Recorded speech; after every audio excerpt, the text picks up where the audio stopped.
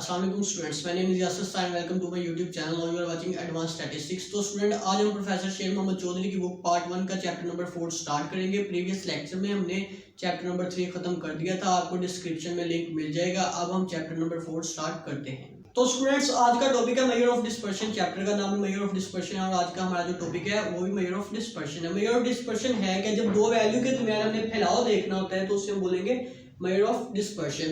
definition में लिखी है the descriptive measure that indicate the amount of variation of given value about their center is called measure of dispersion। central tendency में हम देखते थे central value की तरफ जो रुझान होता था वैल्यूज का, तो वो हमारे पास था सेंट्रल टेंडेंसी में, लेकिन इधर हमने फैलाव देखना है वैल्यूज के दरमियान। अब स्टूडेंट्स, मैंने इधर एग्जांपल इसकी लिख दिया। एग्जांपल में बोला गया है हमने कि इन सब वैल्यूज के दरमियान फैलाव देखना है। तो इन वैल्यूज के दरमियान हमने फैलाव देखना है। फैलाव हम कैसे देख सकते हैं? हम देखेंगे कि 4 है, 4 के बाद नेक्स्ट वैल्यू वो भी 4 है, उसके बाद फिर 4 है। हम कैसे फैलाव देख सकते हैं? इनके दरमियान तो फैलाव कोई भी नहीं है। 4 के बाद फिर 4, अगर 4 के बाद 5 होता तो 1 वैल्यू आ जाना था, साइज ऑफ इंटरवल 1 आ जाना था। जैसे हमने चैप्टर 3 में देखा था, साइज ऑफ इंटरवल हम निकाल लेते थे। इसी तरह 4 से अगर 5 होता तो 1 आ जाता, फिर 5 से 6 होता फिर भी 1 आया। लेकिन इनके दरमियान कोई फैलाव नहीं है, सिर्फ सेम वैल्यूज है, कांस्टेंट वैल्यूज है। तो ऑल द वैल्यू जो कांस्टेंट आ जाए उसका फैलाव हमारे पास जो डिस्पर्शन होगा वो 0 होगा। मतलब इन वैल्यूज के दरमियान कोई फैलाव नहीं है, सारी वैल्यू सेम है, सेम तरह ये आ रही है। डिफरेंस देखते हैं मेजर ऑफ सेंट्रल टेंडेंसी के अंदर और मेजर ऑफ डिस्पर्शन के अंदर। आज के लेक्चर में हमने यही काम करना है। डिस्पर्शन हमने देख लिया, इन सबके दरमियान फैलाव जो आ रहा था वो 0 का है, तो फैलाव हमने 0 का लिख दिया।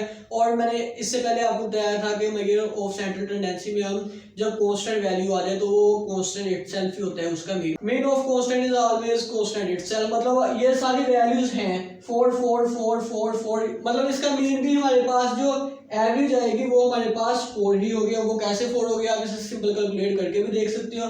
4 4 4 4 4, ये 5 टाइम है तो 20 आ जाएगा। जैसे हम मीन निकालते हैं फार्मूला लगा के 20 ऊपर और नंबर ऑफ ऑब्जर्वेशन 1 2 3 4 5 है, 5 पे डिवाइड कर देंगे, 5 4 20। तो ये हमारे पास इसका एवरेज आगे मतलब मीन निकाल लिया है हमने। ऐसे देखा था, मैंने ऐसे लिखा था मीन ऑफ कांस्टेंट, तब भी 4 था हमारे पास, एवरेज 4 थी। अब मैंने इसे कैलकुलेट किया है तब भी हमारे पास एवरेज 4 ही है। जब भी हमारे पास मीन ऑफ कांस्टेंट वैल्यूज आ जाए, मतलब काफी कांस्टेंट वैल्यूज एक ही बार में आ जाए, तो हम उसका मीन लिख सकते हैं कि कांस्टेंट इटसेल्फ। डिस्पर्शन में हमारे पास ये काम नहीं होगा। डिस्पर्शन में हमने देखा है कोई फैलाव नहीं था, उनके दरमियान सेम वैल्यू थी, कांस्टेंट वैल्यू आ जाए तो हम 0 ही लिखेंगे।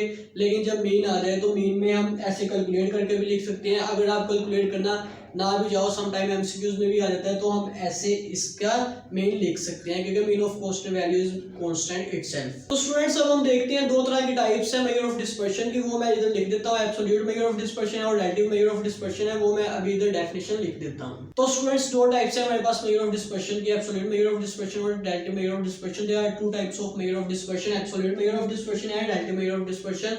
फर्स्ट देखते हैं एब्सोल्यूट मेजर ऑफ डिस्पर्शन, दोनों की डेफिनेशन मैंने लिख दी है। Absolute measure of dispersion that measure the dispersion in term of the same unit or in the scale of units as a unit of data। इसी तरह दूसरी डेफिनेशन है relative measure of dispersion की, that is expressed in term of ratio, coefficient और percentage and is independent of the unit of measurement। मतलब इसमें हम coefficient, percentage वगैरह निकालते हैं, रेशियो निकालते हैं। और दूसरी टाइप्स है measure of dispersion की, वो सिंपल हमारे पास वेरिएंस है, मीन डेविएशन और क्वार्टाइल डेविएशन वगैरह है।